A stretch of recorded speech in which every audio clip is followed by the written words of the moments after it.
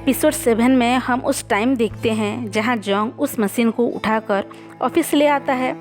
साथ में doctor you भी कीड़े बनकर उस मशीन के ऊपर होते हैं। वह मिन्हा को चिकन नगेट्स में बदलता देखते हैं। फिर उनका भतीजा वो मशीन चुरा कर यहाँ लाया और वह अपने असली रूप में आ गई। डॉक्टर यू कहते हैं कि पहली मशीन उस चीज़ में बदलती है जो वह सोचते हैं और दूसरी मशीन फिर से वापस ले आती है। बॉस और जंग कहते हैं कि वह मिन्हा को भी वापस ला पाएंगे, पर डॉक्टर यू मना कर देते हैं। वो कहते हैं कि वह अभी ऐसे नहीं कर सकते। डॉक्टर यू एक मशीन को मार कर उसे बिगाड़ देते हैं, फिर अंदर एक लैंप रखते हैं। वह मशीन अपने आप ठीक हो जाता है। डॉक्टर यू कहते हैं कि ये मशीन 200 साल पहले सीक्रेटली बनाई गई है, कोई इंटेलिजेंट साइंटिस्ट के द्वारा। ये मशीन कई हजार मेटल को मिलाकर बनाया गया है।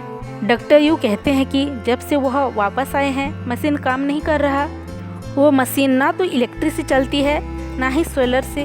वो कहते हैं कि जब वह उस मशीन को पूरी तरह से जान लेंगे तो वह एक नए सिविलाइजेशन की शुरुआत होगी। बॉस और जंग बात करते करते बेहोश होने लगते हैं। डॉक्टर यू कहते हैं कि जब तक मेरा रिसर्च पूरा ना हो तब तक तुम दोनों को यहाँ रहना होगा। हमें पता चलता है कि डॉक्टर यू ने बॉस और जंग की चाय पर बेहोशी की दवाई मिलाई थी ताकि जंग और बॉस उसकी रिसर्च में अड़चन न डालें। बॉस और जंग गिरकर छटपटाने लगते हैं।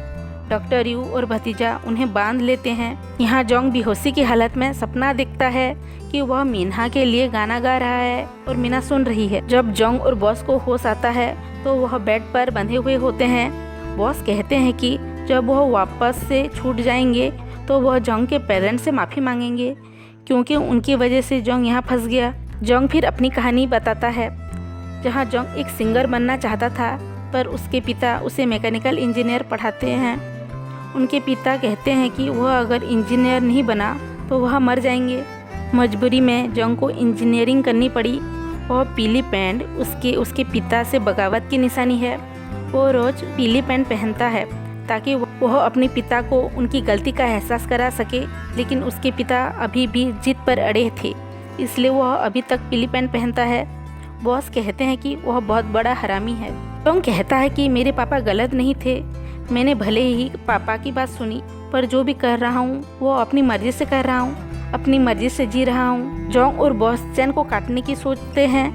बॉस कहते हैं कि पास में रखी हुई साइकिल से वह एक मशीन बनाएंगे जिससे चैन को काटा जा सके। डॉक्टर यू का भतीजा आकर साइकिल ले जाता है। बॉस कहते हैं सब सुन लिया, बाहर तक आवाज़ आई थी क्या? डॉक्टर यू का भतीजा कहता है नहीं। वह थंडर को दिखाते हैं जो कि एक स्पाई फ्लाइज है। वो कहता है कि वह उन पर नज़र रख रहा था। जंग कहता है कि क्या वह बिजली भी फेंक सकता है? तो थंडर बिजली फेंकता है जंग और बॉस के नाक पर। भतीजा कहता है कि ज़्यादा होशियारी मत करना। बॉस कहते हैं कि हमें यहाँ रखोगे तो पुलिस ढूंढना शुरू कर सकती है। भतीजा कहता है कि मैं सबको मैसेज कर दूंगा। बॉस कहते हैं ऐसा मत करना वरना पुलिस ढूंढने लगेगी। हम बिना चू चपाट कर यहाँ शांति से इंतजार करेंगे। भतीजा कहता है चाचा जी के पास ज़रूर कोई प्लान होगा। यहाँ डॉक्टर यू दोनों मशीन को ठीक करने की कोशिश करते हैं। उन्होंने एक रोबोटिक डॉग भी बनाया है अपने मरे हुए डॉग की याद में। यहाँ चिकन नगेट शॉप दिखाया जाता है जहाँ दो वर्कर कुछ बात कर रहे होते हैं। हमें पास्ट सीन दिखाया जाता है जहाँ डिलीवरी बॉय मशीन ऑफिस के बाहर रख कर आता है और अपने घर चला जाता है। वो ज़ॉम्बी मुर्गी फिर से उस पर हमला कर देती है और वह खिड़की से नीचे रोड पर गिर जाता है। तब चिकन नगेट्स के वर्कर गाड़ी में आ रहे होते हैं और गलती से उनसे वह डिलीवरी बॉय का एक्सीडेंट हो जाता है और वह मर जाता है।